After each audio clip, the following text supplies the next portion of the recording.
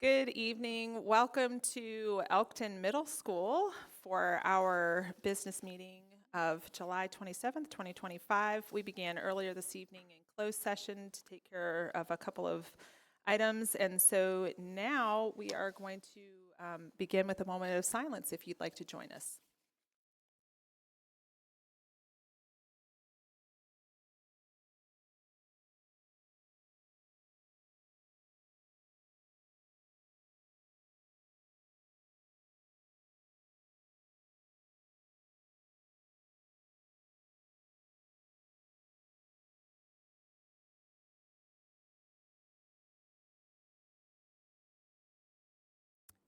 Thank you.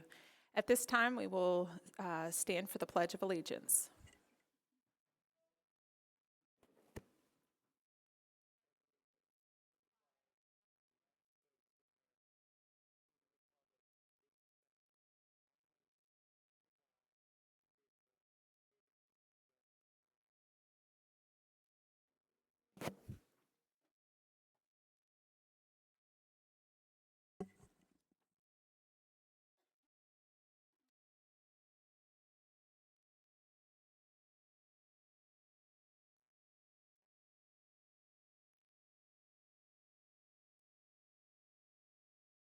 Okay, first thing on our agenda is our Inspire Awards, but before we get to that, I do want to share an update with you all about character counts. For those of you that pay close attention to our second business meetings each month, we traditionally have honored our character counts recipients at these meetings when we're out in the schools. And we wanted to try something new for the remainder of the year for these recipients this year. So in April, we're actually planning a reception that's separate from a board meeting. And we will invite principals and their character counts recipients and their families to attend this reception. And I believe we'll still be honoring these students in a similar fashion. We'll still have the certificate and a pin and a gift certificate for them. And I think we are still planning on doing a couple of more things to really make the event special. So we're not ignoring or dismissing character counts awards. We still feel like those are very valuable and extremely important, but we wanted to honor and celebrate them in a different way with their own night for that recognition. And so I did just want to share a little bit about that with the public, since you all are used to seeing that on second meetings of the month. With that, we still want to continue with our Inspire Awards. And this evening, we have a parent, Miss Conley, who is going to be presenting to Miss Frazier, who's a fourth grade teacher at Elkton Elementary School. So if you could come forward, please.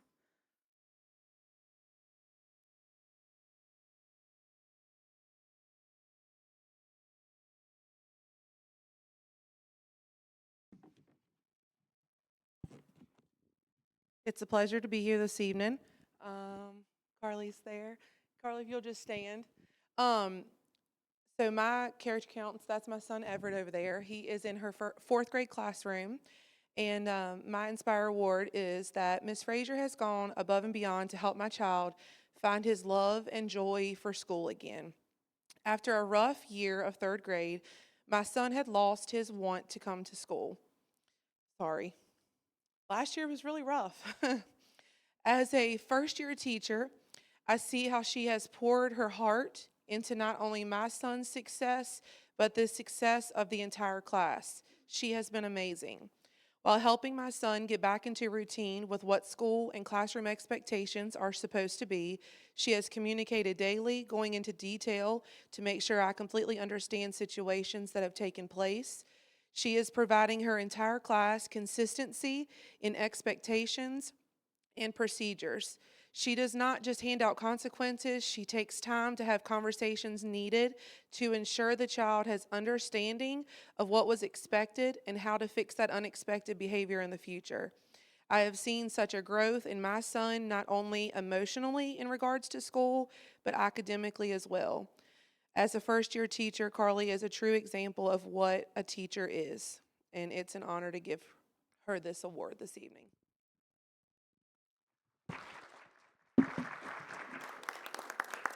Yes, come on down. Thank you.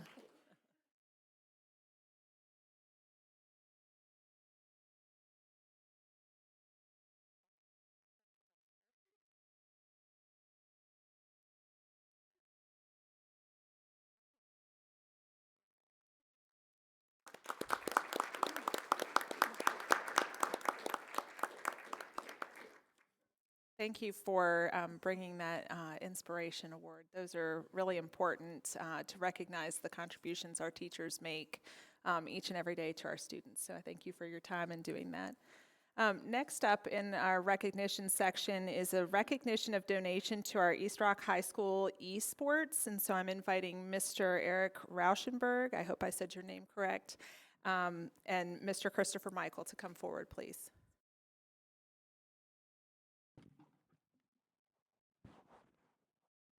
All right, thank you all, and good evening, members of the school board chair Horace, parents, and community. I'm going to try to keep facing this way, and I'm going to keep doing this, and that's okay.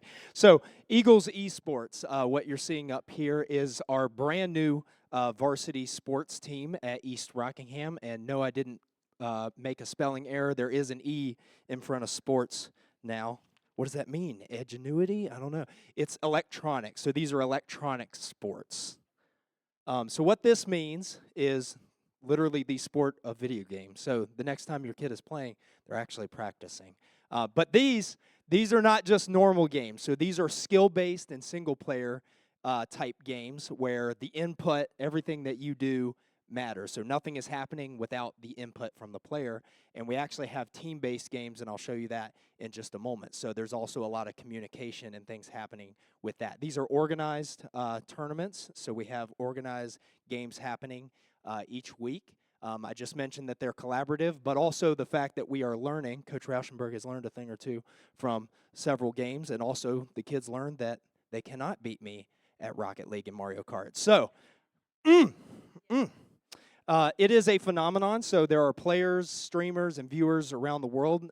This is up in the billions. Some tournaments now, people are walking away with $5 million for gaming. So this is a global phenomenon, and we get to play from home. So this is all online via our PCs, so we get to play from the comfort of our school. So nobody really has to leave.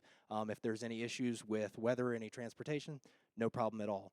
And then also an opportunity. So the most immediate person that I can think of is we had a player who had a terrible tear with their ACL this year, couldn't play football, and they discovered esports, and they were able to continue playing and doing something.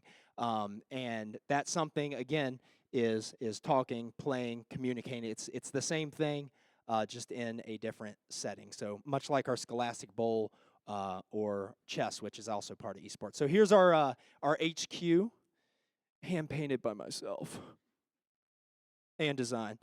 So here is the beginnings of our program.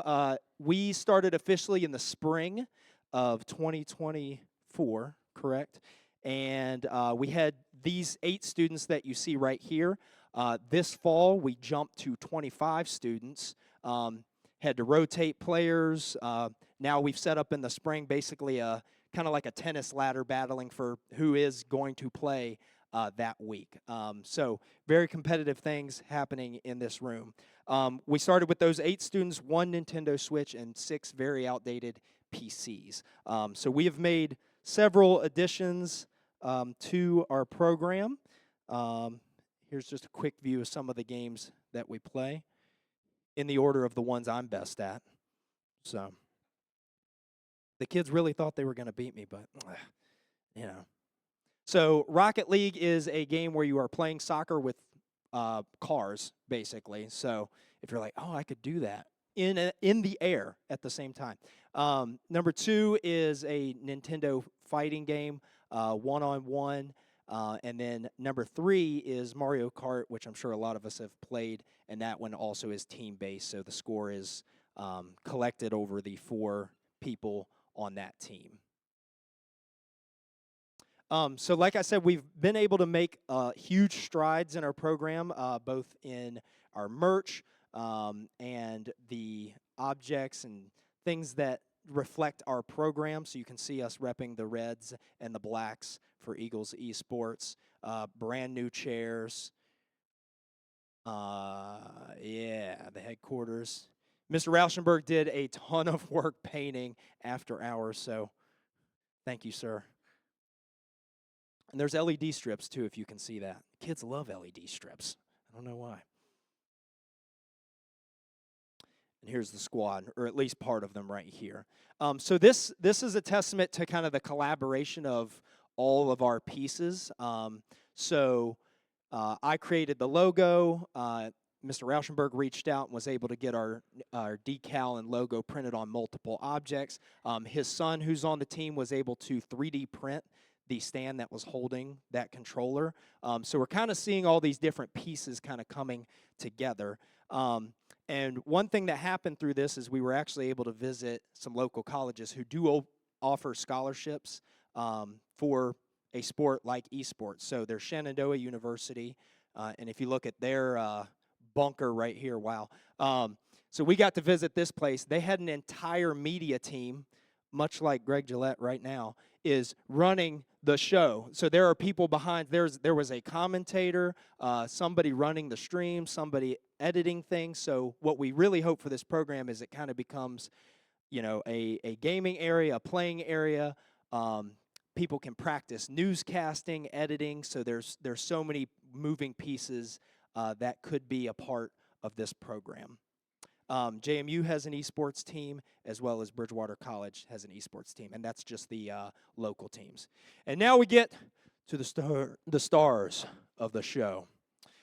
If Joe and Debbie Shoker would please stand for us.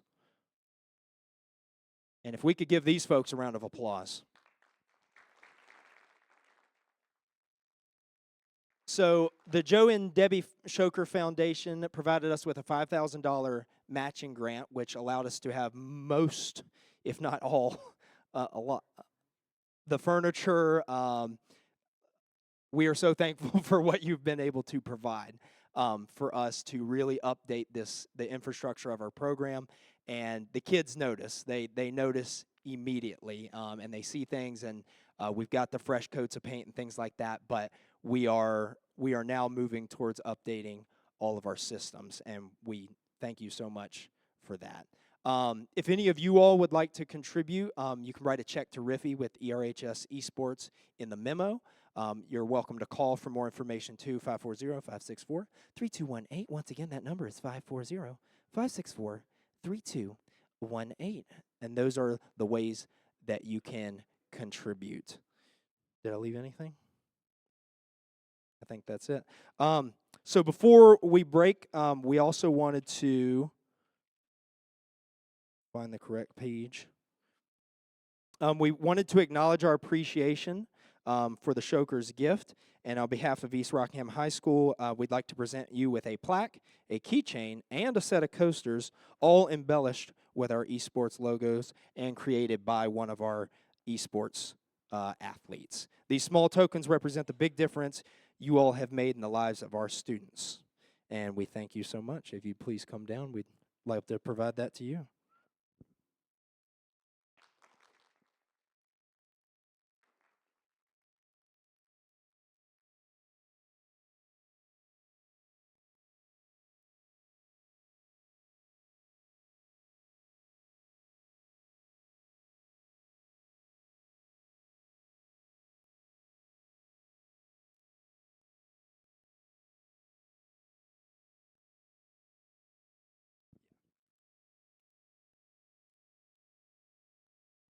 I just wanted to add two quick things. First of all, both coaches here with me are volunteer coaches volunteering their time, which that is the key to why this is successful at East Rock.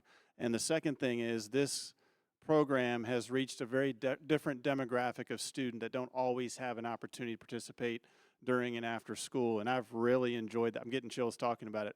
Really enjoying seeing kids stepping forward and enjoying something outside of the regular hours of school. Nothing more rewarding as a principal. So just wanted to acknowledge that.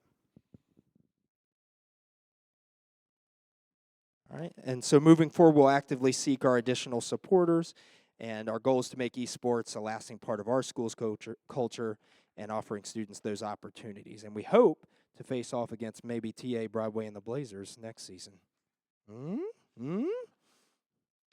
Thank you all for your time. Thank you for that.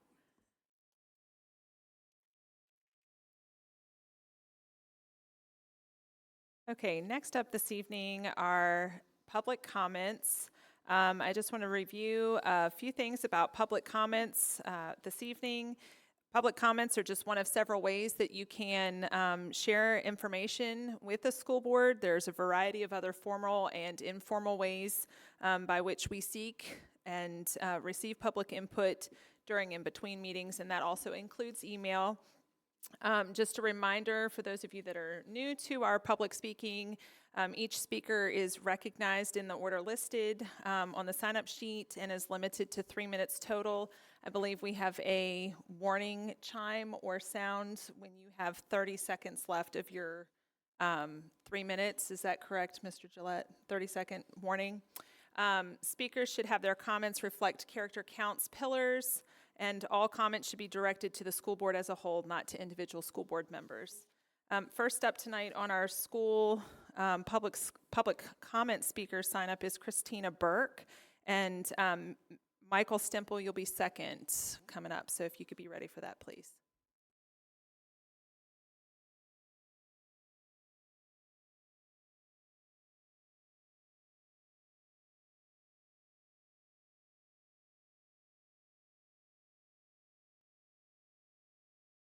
Good evening, Dr. Shiflett, members of the school board, administrators, and fellow educators. My name is Christina Burke, and I am the ESL teacher at Wilbur Pence Middle School.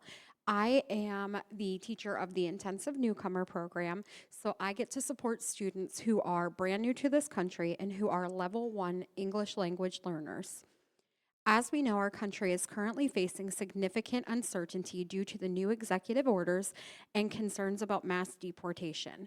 Many of our immigrant families, as well as our students, are feeling fearful and uncertain about their futures.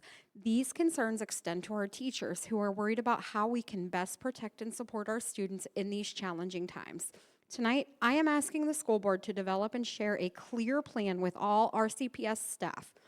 We need to know what we can say to our students to reassure them, and how we as educators can protect them in the event of an ICE presence at our schools. In addition, we need guidance on how our district is communicating with immigrant families, ensuring that they have the information that they need, especially if family members are at risk of deportation while their children remain in the U.S. Beyond this, I also wanted to highlight the need for policies that truly consider the unique needs of our English language learners as well as our diverse families. Recently, the Pence Middle School 7th and 8th graders were invited to attend a performance at EMU. In years past, we have always done an opt-out permission slip for this.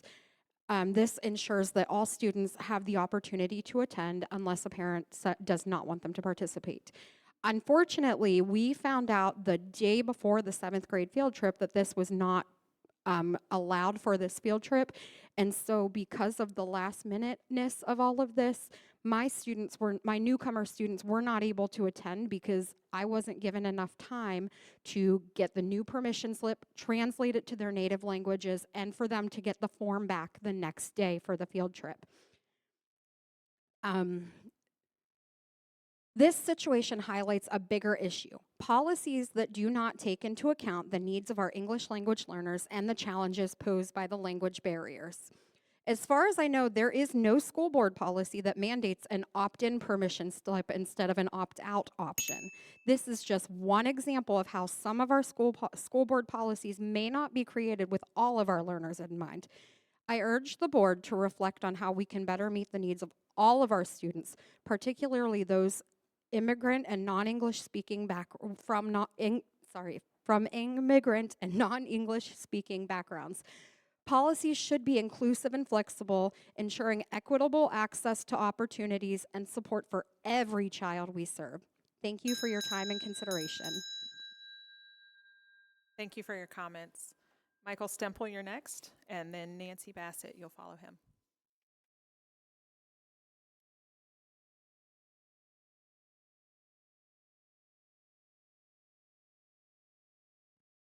Members of the board, Dr.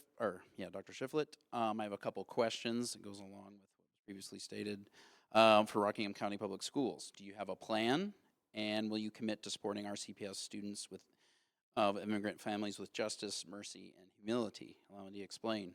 Now, most of you are likely aware of the ICE raids occurring across the country. In addition to this, the new administration has expanded the authority of immigration agencies to possibly remove folks who are legally admitted to the United States under the previous administration.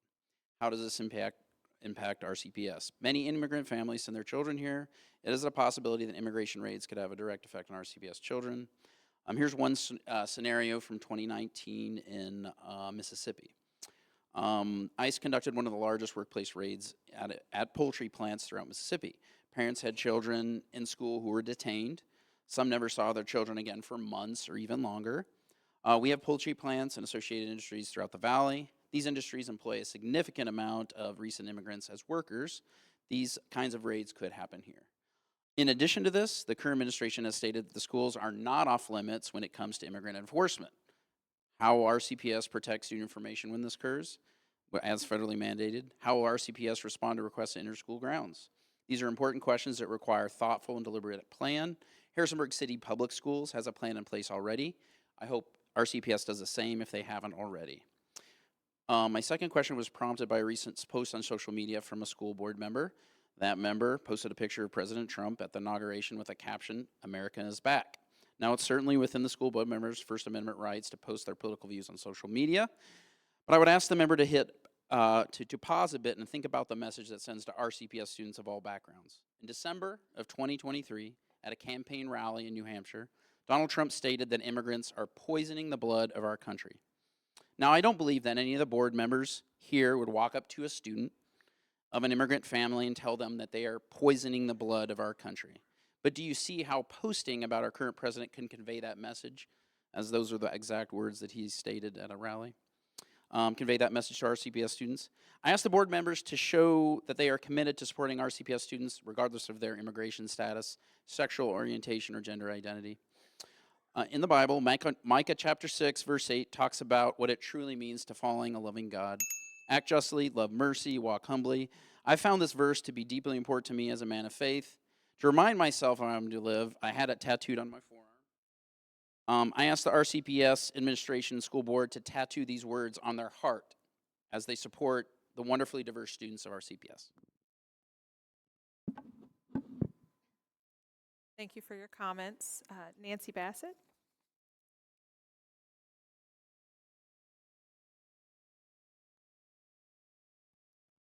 Good evening, Chair Horst, school board members, and Dr. Shiflett.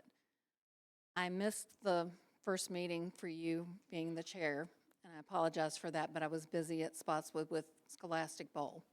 I just wanted to take a moment to congratulate you and Ms. Burgoyne on your new positions, and to say that I'm really looking forward to working with you. But also, I wanted to thank the school board for going into the schools and spending time with the teachers. You know, most teachers have a planning period where they can come and meet with you when you're there.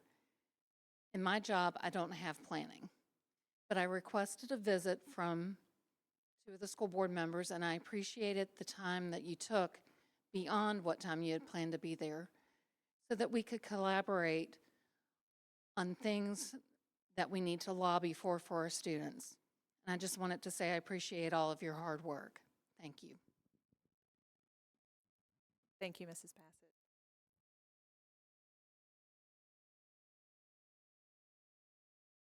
Okay, that ends the public comments for this evening. We'll now move on to our action items for the evening. First up are our January 13th minutes. Board members, is there a motion to approve the minutes for January 13th, 2025? I move we approve the minutes for January 13th, 2025 as presented. Thank you, Ms. Laura. Is there a second? Second. Thank you, Ms. Burgoyne. Any questions or comments? All in favor of the motion to approve the minutes for January 13th, 2025, please say yes. All those opposed say no. Motion passes 4-0. Next on our list are several field trips. Dr. Shiflett, I think you have the information for that. Chair Hurst and board members, I have several field trips for your consideration. Turner Ashby High School, the DECA State Leadership Conference, February the 28th through March 2nd, 15 students to Virginia Beach. Educators Rising Leadership Conference and Competition, February 28th through March 1st, 4 students, Dumfries, Virginia. FFA Stockman and Livestock Contest, February 21st through 22nd, 7 students, Blacksburg. Spotswood High School, FFA Leadership Conference, March 21st through the 23rd, 6 students, Syria, Virginia. FCCLA State Conference, April 3rd through the 7th, 12 students for Virginia Beach. FFA State Convention, June 9th through 12th, 15 students, Blacksburg. DECA State Leadership Conference, February 28th through March 2nd, 16 students, Virginia Beach. On to J. Frank Hilliard Middle School, FFA Livestock Judging Contest, February 21st through 22nd, 14 students, Blacksburg. Montevideo Middle School, FFA Livestock Judging Contest, February 21st through 22nd, 6 students. Broadway High School, FFA Horse Judging and Hippology, February 7th through the 8th, 11 students, Blacksburg. FFA Livestock Judging Contest, February 21st through 22nd, 32 students, Blacksburg. FCCLA State Conference, April 3rd through 6th, 9 students, Virginia Beach. And last but not least, Elkton Middle School, FFA Livestock Judging Contest, February 21st through 22nd, 8 students, Blacksburg. And I do recommend approval of these field trips. Thank you, Dr. Shiflett. Board members, do we have a motion to approve the recommendation? I move to follow the superintendent's recommendation to approve the field trips as presented. Thank you, Mrs. Burgoyne. Do I have a second? Second. Thank you, Mrs. Lohr. Any questions or comments from school board members? I want to add that I was reading over the field trip requests and noticed that Elkton might need a school bus driver if she can't get approved. And I reached out and told her that I could drive if they need me to.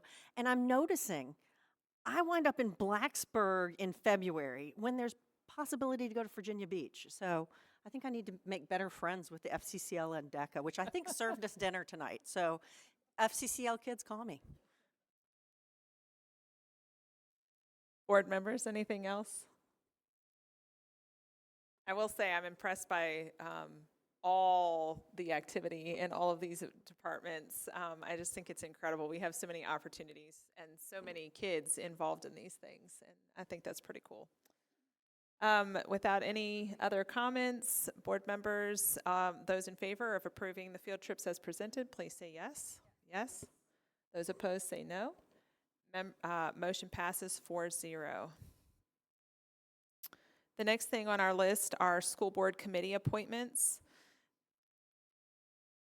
This evening, I'm recommending that our representative to the Shenandoah Valley Special Education Regional Program be Jackie Lohr, and I'm also recommending that our representative to the Massanutten Governor's School be Holly Cave. With those recommendations, if someone has a motion to approve that, we would like to hear it. I move to approve the recommendations. Thank you, Ms. Burgoyne. Is there a second? Second. Thank you, Mrs. Lohr. Any questions or comments? All those in favor say yes. Any opposed say no. Motion passes 4-0. Next up for action, we have Dr. Shiflett presenting our policy revision for policy JZK. Dr. Shiflett. Yes, at our last meeting, I presented as information some revisions to policy JZK. This is our student use of electronic devices. We were adding elementary school students to that policy and also giving some opportunities for principals to work collaboratively to determine what field trips we would allow cell phone use. So Chair Hurst and board members, I recommend approval of the proposed policy revision as presented. Thank you, Dr. Shiflett. Board members, do I hear a motion to approve the policy revision? I move to follow the superintendent's recommendation to approve the proposed policy revision as presented. Thank you, Mrs. Cave. Do I have a second? Second. Thank you, Mrs. Lohr. Board members, are there any questions or comments? Hearing none. All those in favor say yes. Yes. Those opposed say no. Motion passes 4-0. Dr. Shiflett, I think you have the next few. Yes, Chair Hurst and board members, upon review by the Content Review Committee in accordance with RCPS policy IIABB, I recommend removing identical by Ellen Hopkins because the book contains sexually explicit content as that term is defined in RCPS policy IIABA. Thank you, Dr. Shiflett. Board members, do I have a motion? I move to follow the superintendent's recommendation to remove identical by Ellen Hopkins because the book contains sexually explicit content as that term is defined in RCPS policy IIABA. Thank you, Mrs. Cave. Is there a second? Second. Board members, any discussion? Hearing none, all those in favor to follow the superintendent's recommendation to remove identical by Ellen Hopkins, please say yes. Yes. All those opposed say no. Motion passes 4-0. Chair Hurst and board members, upon review by the Content Review Committee in accordance with RCPS policy IIABB, I recommend retaining Living Dead Girl by Elizabeth Scott, as the book does not contain sexually explicit content as that term is defined in RCPS policy IIABA. Thank you, Dr. Shiflett. Board members, is there a motion for this book, Living Dead Girl? I move to remove Living Dead Girl by Elizabeth Scott, as this book does contain sexually explicit content as that term is defined in RCPS policy IIABA. Thank you, Ms. Cave. Is there a second? Second. Thank you, Mrs. Burgoyne. Board members, any questions or comments?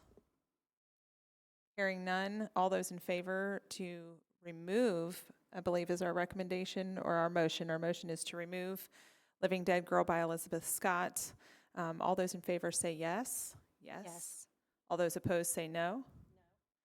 No. Motion passes 3-1. Chair Hurst and board members, upon review by the Content Review Committee in accordance with RCPS policy IIABB, I recommend retaining Nick and Charlie by Alice Oseman, as the book does not contain sexually explicit content as that term is defined in RCPS policy IIABA. Thank you, Dr. Shiflett. Board members, is there a motion to follow the superintendent's recommendation? I move to follow the superintendent's recommendation to retain Nick and Charlie by Alice Oseman at the high school level only in Rockingham County Public Schools. Thank you, Mrs. Cave. Is there a second? Second. Thank you, Mrs. Burgoyne. Board members, any discussion? Hearing none, all those in favor say yes. Yes. All those opposed say no. No. Motion passes 3-1. Dr. Shiflett, I think we have one more. Chair Hurst and board members, upon review by the Content Review Committee in accordance with RCPS policy IIABB, I recommend retaining This Winter by Alice Oseman, as the book does not contain sexually explicit content as that term is defined in RCPS policy IIABA. Thank you, Dr. Shiflett. Board members, is there a motion?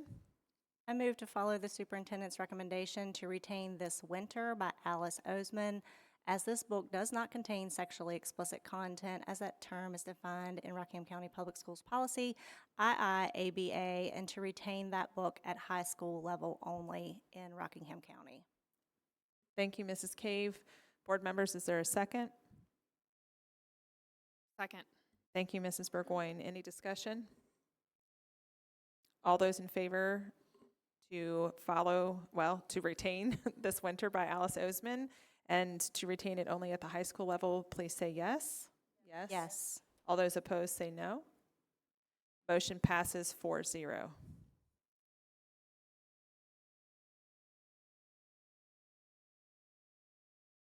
Okay, at this time we're moving into item number 7, information items. We have just one tonight, and that is coming from Mr. Justin Moyers.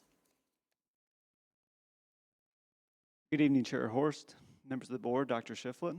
I'm happy to be here this evening to talk about our first draft of expenditure requests for the 2025-2026 school year.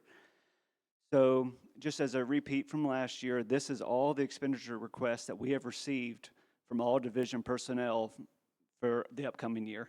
We do not plan on passing all of these when the budget's complete, but this is just gives you a taste of everything that people have asked for for the upcoming school year. I'll go over some of the line items, some in detail, some we'll gloss over. In your package, you'll also have all the supporting documentation for all these requests. And in the next week, we'll start scheduling your 2x2s so that we can talk about that and go over these items in more detail. So as you can see, transportation is up $727,000 from last year's amended budget, and most of that is from fuel supplies and buses. Maintenance requests are up as well, and the biggest part of that increase is for utilities and also for project increases. Academic support is up a little over $1.2 million. There's a couple reasons for this. Number one, we did make a school safety department, and in the past, the SRO budget has come from administration. We have now moved that to school safety, so that's the largest part of this increase. The other piece of this is technology increases for one-to-one devices that are to be replaced at the elementary and secondary schools. The next item I want to draw your attention to is food service. So this is a new line item. It'll be the first time we've had it in there, but food service will not be able to break even next year based on the federal funding that we're currently receiving. The past couple years, we've been okay because of the COVID money that had come in. It had kind of offset. So we're going to have some more discussions with you all over the next several weeks about how we want to balance the budget for food service and what makes the most sense. Right now, to balance their budget, we have proposed a $615,000 transfer from our operating fund to the food service fund to cover them. Let's see, the next thing that you'll notice is a 3% salary increase. Right now, the 3% salary increase, that is what the state has proposed. So we are following along with the state. We'll keep you up to date with those changes as the governor's budget and this state changes their budgets. The next item that I want to talk about is the various division proposals. So that's a little over $7.4 million, which is larger in next year's budget than it has in the past. This is compromised from a lot of different, or composed of a lot of different items, but a couple of the biggest ones are math teachers at the elementary school, and also we have identified special ed adaptive classes as a really need for us. So that includes a separate salary supplement for adaptive teachers and also a special index for adaptive assistants. The only other large item on there is 4 middle school full-time substitutes, which is something that we have heard a lot about the last couple of years. So we've also put that in there. And then finally, the personnel request. Now, this is every personnel request that we have received from every department. Is a little over $5 million, which includes salary and benefits. A lot of these personnel requests will be special education and EL related. So we'll have more discussions on those over the next several weeks. I'd be happy to answer any questions that you all have this evening. And so the total then at the bottom, which is probably the most important thing, let's not bury the lead. If we were to pass this budget, we would need $198,409,001. Like I said, we do not plan on passing this budget, but that is just a total of all the requests. In a perfect world. In a perfect world, yes. Thank you. Can you give us a little bit more information about the food service fund and why we're $600,000? Sure. So it's twofold. So these are roundabout numbers, okay? They're not exact, but it costs us about $3.85 to make one meal, okay? Well, I think what we're charging right now at a school is $2. So every meal that we have somebody paying for, we are losing money. Then for the CEP schools that are federally funded that no child pays, that we get a blended rate. So for the percentage of students that are identified as completely free and reduced, we make a little bit of money. For the children in that school that are identified as reduced lunch, we probably break even, lose a little bit. For the children in that school that are identified as, if we weren't CEP, they could pay their own, we are losing probably over $3 a meal. So you can't run a business like that, right? So like I said, during COVID, we were getting higher reimbursement rates. We were able to kind of not worry about it at the time. But now that that's over, we need to go back and revisit how we want to fund food service. Board members, go ahead and you keep the questions coming. It's your time. But so on the food service, how is the price set, the $2? We set that. We set that, so we Yep. could, We could, but even if we did that, we still have 14 schools that are CEP that we would still be losing. because they're not paying anything, Because we're not getting enough yeah. reimbursement, correct? because nothing's coming from home. So we can't Correct. change that price, right? We can Not, only- not unless you as a board decided to get rid of CEP. Yeah. Completely, which would be up for a discussion, but that's a bigger discussion than we want to have tonight, obviously. I think that's the most confusing piece because I think, and for me, my kids' school, their lunch is completely free, right? And so my kids packed their lunch and then they were buying a milk every day. And then I got a message that their lunch money was low. And I was like, why is the lunch money low? So I called Dr. Shiflett and I was like, I need you and Justin to explain this to me. And I still don't totally understand it, but I get it.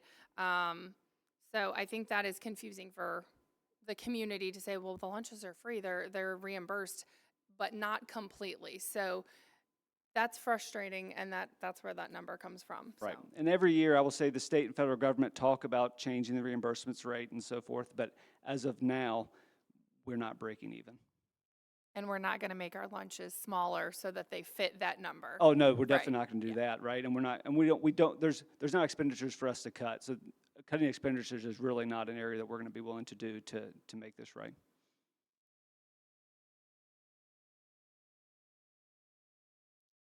Board members, other questions or comments for Mr. Moyers? And like I said, we'll talk about that a lot more in your 2x2s. We can go into a lot more detail, but I did want to put it on your radar tonight because I know it's something new that we've never subsidized food service, I think, in the history of Rockingham County Schools. So I'm noticing that the revenue is not included in our packet just yet. it is not. When do we expect? So I think at the next board meeting, I'll present the governor's budget, which will have what he has proposed for us. It is a slight increase from last year. That number is very much subject to change as their General Assembly is meeting right now. And then there will still be discussions between you and the county board as far as what our local increase or amount will be. So how are you feeling about the money coming from the state at this point? Pretty good. It's not enough to offset Not $21 $21 million. million? No, but it's better than a lot better than last year. So it's looking okay. Yeah, And they're on track for a 3% raise? as of now. But that's always subject to change until they finish their meetings. Thank you. So, two comments I'd like to share. One, Caitlin will be working with Justin and I to schedule 2x2 meetings, hopefully maybe early next week, give you some time to look through the folder and digest some of this before we sit down and start having conversations. The other thing I want to highlight, I know he mentioned math teachers at the elementary school. I just want to kind of advocate for this initiative for 3 reasons, right? First and foremost, it's about student learning. So we're looking to employ about 50 elementary teachers who will teach just math to our elementary students. So finding the best math teachers that we can for our students. And then the other thing that it will do, it will allow our elementary teachers to have additional planning time, which they have never had since I was a student as an elementary age child. Our middle schools and high schools typically have somewhere between 80 to 90 minutes of planning.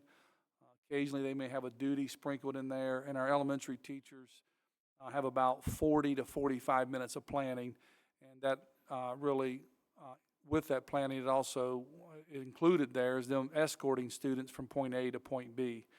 And so we're trying to, make sure our kids are getting the best math instruction possible, because that's very important to us, reading and math, especially at the elementary level. And then making sure that our elementary teachers have sufficient planning time. And then the third thing we're doing is taking a prep off of our elementary teachers. So trying to give them more time and help them in their work. If you folks haven't been paying attention, maybe you wouldn't, there's a teacher shortage. It's hard to find teachers. And what I learned from many teachers who are leaving, it's not so much the money, although people need to make a living, it's the time commitment. And so we're looking for an opportunity to provide that for our elementary teachers. So that comes out about a $5 million price tag, give or take, somewhere in that ballpark. So it's a significant ask. There's not any state money that would come to us to offset it, so it's going to be a local decision. So, but we're going to advocate for that because I believe it's the right thing to do by our students, and it's the right thing to do by our teachers. I would like to add that this is an initiative unique to Rockingham County because of Dr. Shiflett, and this is something that he came up with, and I think it's awesome. I'm proud that we have Dr. Shiflett as our superintendent to come up with these wonderful ideas. So thank you.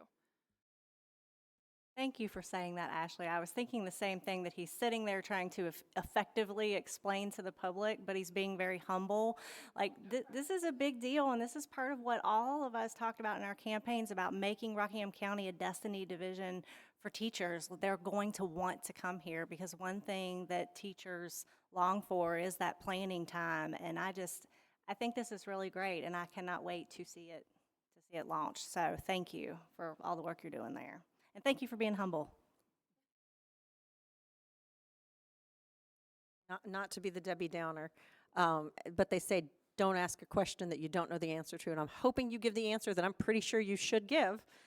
Of this, this extra, all the $21 million, how much of it's frivolous spending? How much of it's stuff that we shouldn't consider? I would say nothing on there is frivolous. Every request that a department made, I mean, is legitimate.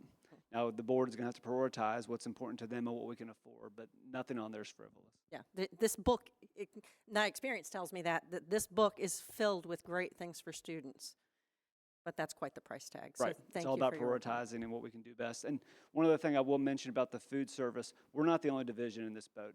So there's several other divisions that we have seen that appear to be doing the same thing that we are, trying to subsidize food service to make sure that they break even. So we're not alone in that.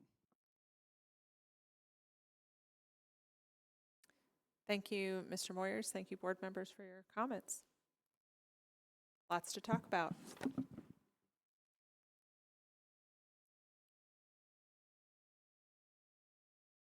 Okay, that brings us to item number 8, superintendent comments. I believe, Dr. Shiflett, you're going to provide us with some updates.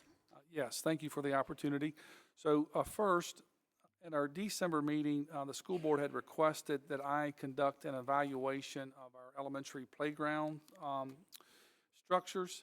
And so I have worked with our elementary principals to answer some specific questions regarding their playgrounds.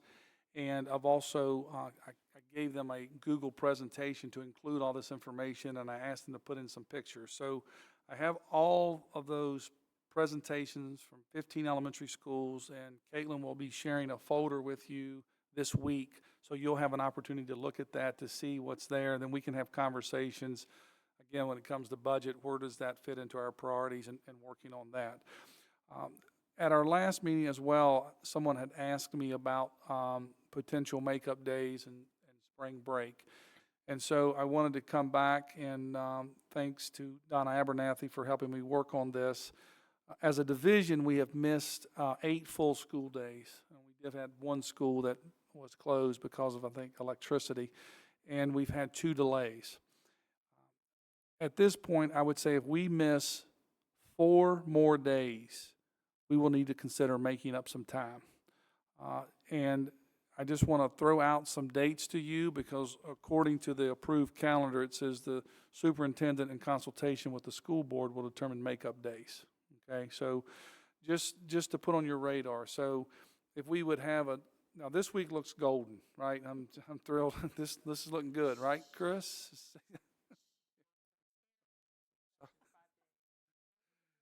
So a teacher actually thanked me this morning that they thought they'd be in school the full week, and I said, check back with me Friday afternoon about 2, and we'll see what you think about the full week of school. But we're hoping that this week is good. But as we look to the future, so February 17th and 18th, they're parent-teacher conference days and in-service days. The 28th is a teacher work day. The 18th is a holiday. It is Good Friday. The 21st is teacher work day.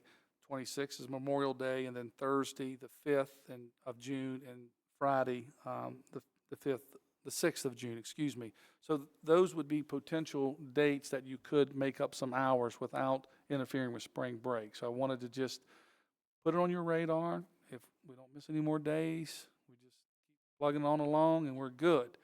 But we want to have a plan. So just be thinking about that and what makes sense as we move forward.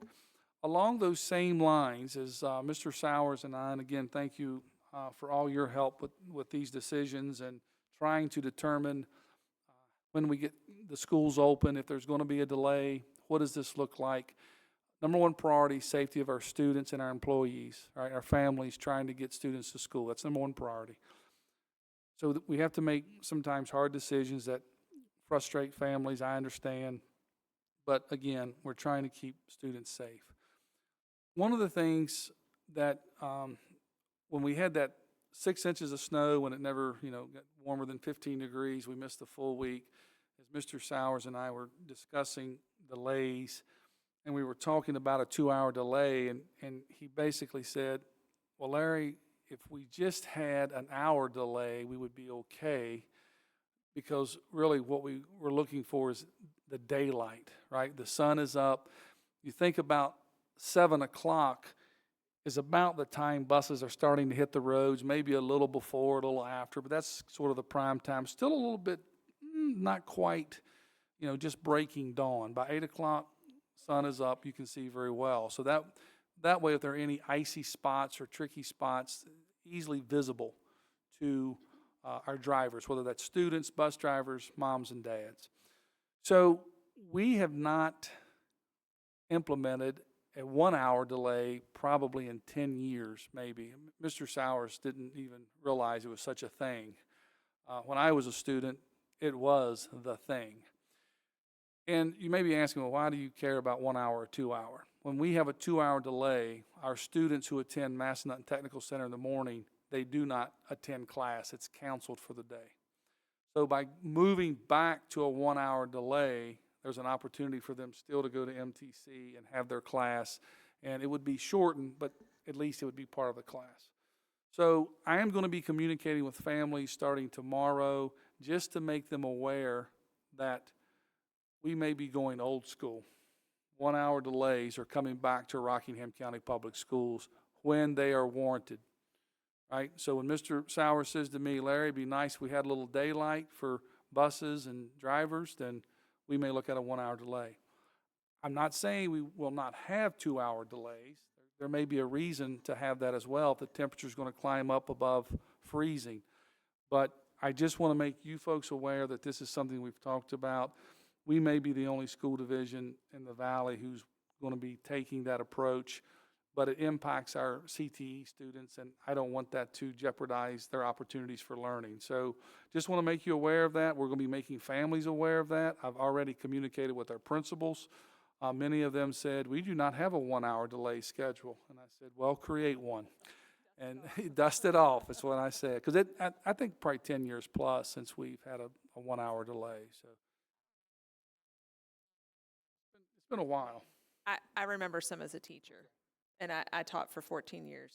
So but it's been a few years. It has been. And I think the argument some would make is temperature change is probably not that great between, let's say 8 o'clock and 9 o'clock. And granted, probably not. But if daylight is what we're after, I think we can accomplish the same goal with a 1-hour delay and continue with our MTC students and move forward. And plus, when you talk about delays, that is 1 hour we gain, so we don't have to make it up. So just wanted to make you aware of that my thinking with that and my rationale. So. Thank you, Dr. Shiflett. Board members, are there any follow-up questions for him? I do have a question. Thank you. Sorry. So can you share with us some of your logic that goes into making the decision? I know previous superintendents didn't like to make a decision and then change a decision and then so like going from a 1 hour to a 2 hour to a closing. What can we expect to hear from you moving forward? I make no promises. Absolutely. I do not like to change, and Mr. Sowers may remember this. Not this current school year, the previous school year, my first closing was just that. It was a 2-hour delay, and then we closed. And I know that is the most dreaded announcement ever, right? So you tell families, you're going to be 2 hours late, they make arrangements, whatever they are, and then you come back an hour later and say, we have to close. And that was a hard pill to swallow. So I've learned in my lifetime to never say never. So I would prefer not to do that. I would prefer to say, this is what we're going to try to accomplish. And once Mr. Sowers and I communicate, and I communicate with my colleagues in Shenandoah, Page, Warren, Augusta, Waynesboro, Harrisonburg, we all kind of communicate, we make a decision. I communicate that to our families. And is there a typical time that we can kind of look at the clock and say, oh, I guess you guys are going to school today? Or, you know what I mean? Like, do you kind of just share with people your thought process? Just because I know going from a parent to a board member and having that conversation was super helpful for me. So I'd love if you could kind of share your thought process and a little bit. I know you've done a really good job, but explain kind of what I know. Like, you're sending people out, and what can we expect to see from you as this unfolds? You know what I mean? Like if it's 7 o'clock and you haven't called it yet, my kids are going. I know that much. Is there a general rule of thumb that you try to make the call by? I mean, my general rule is sooner is better than later, right? But we have to evaluate road conditions. And I think, last week we were riding, Chris and his crew were out driving roads and assessing the situation.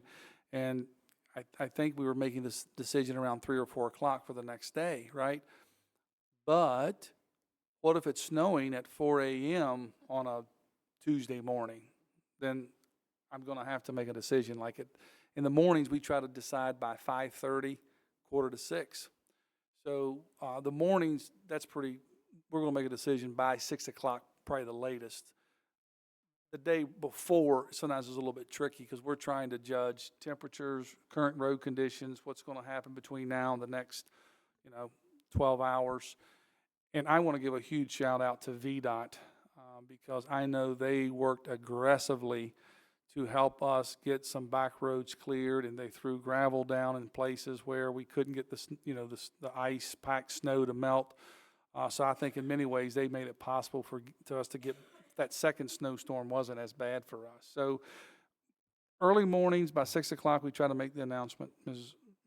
Lohr, and then days prior to, it's been between 3 and 5 o'clock, somewhere in that range. I don't, and again, I think each day it's been different. The last decision we had to make was, do we come in late because it's cold?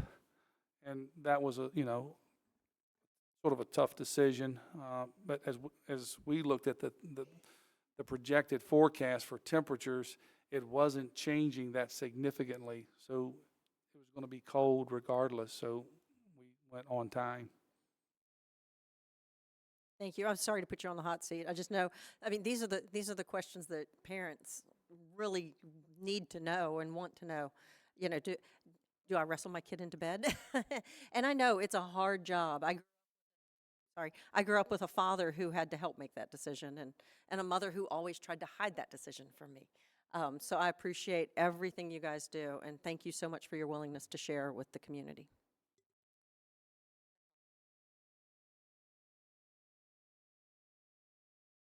I just want to say thank you to both of you guys because I know that you all are riding around the county. You're not just sitting at home in your pajamas with hot cocoa, like Googling, what's the weather going to be like at 6 a.m.? You're literally out when most of us would not be out driving because it's unsafe, and communicating with VDOT and, first responders on the road. Hey, what does it look like? What do you all have going on? So, I'm like, they're out at like 4 a.m. They're literally driving around the county. They're not just FaceTiming each other going, well, is it snowing by you? It's a lot. So I appreciate that.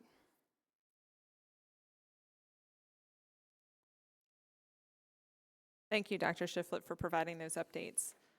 Okay, board members, we're down to school board highlights, questions, and comments. Ms. Cave, would you like to go first this evening?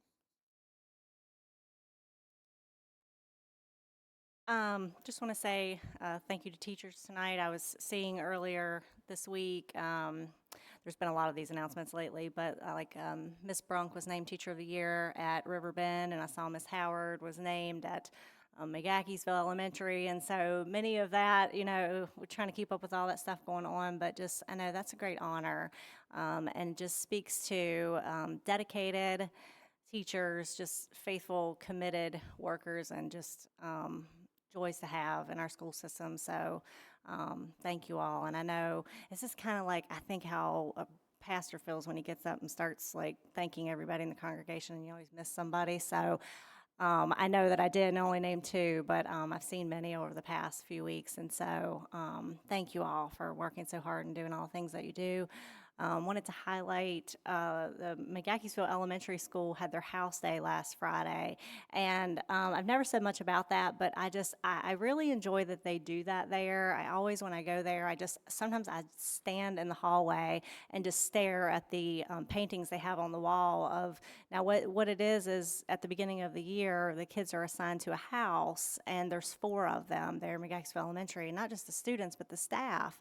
And they all get different colors, and I think it's mountain, eagle, red oak, and river maybe. It's 4 of them, and it's all grades. And so this past Friday, they partnered with Domino's, and Domino's came in, and they had one group that did pizza dough, and they had ag students from East Rock came up, and there was another group that did drone simulation, or a bee simulation, using drones. There we go.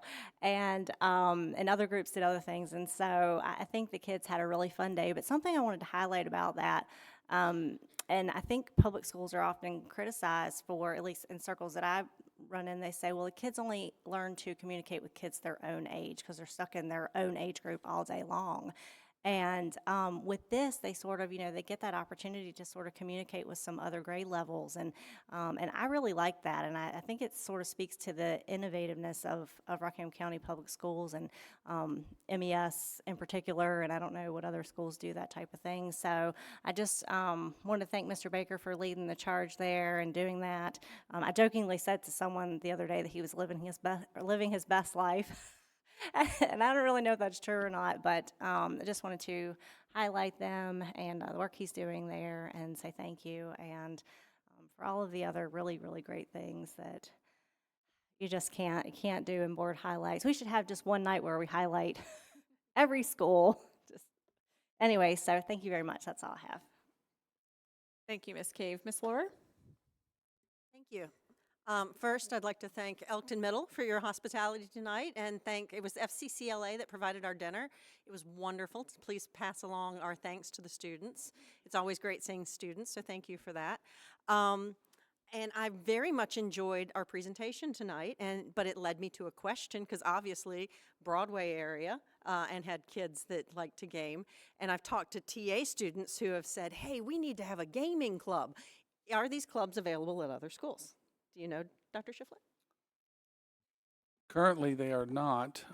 As Mr. Michael pointed out, he and Mr. Rauschenberg both have volunteered to offer their time to coach these students, but they are part of VHSL activities. And so those schools, if they could find a coach, at one point, Turner Ashby, I think, had found someone maybe to volunteer and help their program, and then I think COVID hit and that ended. But I think there's would be opportunities to see this expand and grow. And is it it's not even one of our requests to have a coach at every school, is it? There's so many great things in Rockingham County Public Schools. We've got to figure out how to make as much of it work as possible. And I'm sorry that the Shokers have left, but I would like to thank them for their donation and encourage maybe donations for other schools. Just saying. But thank you. Thank you, Ms. Laura. Ms. Burgoyne? I also like to game, and my kids, we are big on Mario Kart. I have to constantly tell my husband to go easy on them. So I would love that. Thank you, Mrs. Bassett, for your kind words, and I had a really good time coming out and visiting your classroom, and yeah, I just wanted to, we did that kind of on our own accord, but we would love to come to any teacher's classroom at any time. So yeah, as long as we have advance notice, my schedule's pretty open, so I would love to do that. Also wanted to say thank you for the dinner tonight from the FCCLA because it was wonderful. And I have a story. This is my highlight. So I am a Girl Scout leader, and I have a little Girl Scout troop of kindergarten through 4th grade in Singer's Glen. And one of my girls lives in Broadway. So I guess Tuesday or Wednesday last week, I was driving to deliver cookies to her house. And I saw one of our RCPS buses coming out of the town limits of Broadway, and it was in a white cloud of smoke, the entire bus. And so my school board brain is like, oh no, like this is one of our buses. And then my public safety brain is going, this bus is going to catch fire, and this is going to be terrible because, that happens. So I busted a U-turn on 42 and got behind the bus as it just completely stopped. And so I did not dress for the weather. I was in yoga pants, a sweatshirt, and slippers because I was not going to get out of my car this day, of course. I ironically wore a Broadway high school sweatshirt, and so I think I completely jinxed it. It's probably my fault. But so there were 8 students on the bus, and the bus wouldn't work, so I said, hey, I know I look crazy, but I'm from the school board. And so I called Dr. Shiflett, who immediately answered his phone, and I guess called Mr. Sowers, who immediately got us a bus. But because I'm a mom, I have got a car full of stuff, and I had hot hands because the bus wouldn't start, so it was really cold. I had a bunch of hot hands for my kids, so I gave them to all the girls on the bus, and I had a car full of Girl Scout cookies. So I sat on the bus with them until the new bus arrived, and we ate Girl Scout cookies and tried to warm up with hot hands. And I just thought I looked like such a crazy person, and I mean, I just have a messy mom car, and there's lightsabers in my trunk, and, Girl Scout cookies and hot hands. So it does come in handy, but the girls on the bus said, who are you again? And I'm like, oh, please tell no one you saw me. But it was really the highlight of my week. So I was glad I was there and could feed the girls some snacks. So. Thank you, Ms. Burgoyne. And I did encourage her to share the story. She shared the story, and I just said, you are always in the right place at the right time. And I just know she went into her control center operation mode, and the kids, it was great. It worked out really, really well. I want to echo a lot of what has been shared this evening. Thank you to Elkton Middle School for hosting us this evening. We appreciate that, and the FCCLA for providing dinner. And also a big shout out to all of our teachers, Teacher of the Year. I'm not sure how many people know how that process works, but in my experience, and I think across the division, you are nominated to be Teacher of the Year by your colleagues, which is pretty awesome. So it's a pretty incredible honor when you're nominated by your colleagues to be Teacher of the Year. And I think that there are so many teachers to choose from in our school division to be Teacher of the Year. So congratulations to those teachers who were nominated this year, and to our Rockingham County Teacher of the Year as well. Board members, if there's nothing further, we're ready to adjourn. Anything else? Meeting adjourned. Thank you for coming out tonight.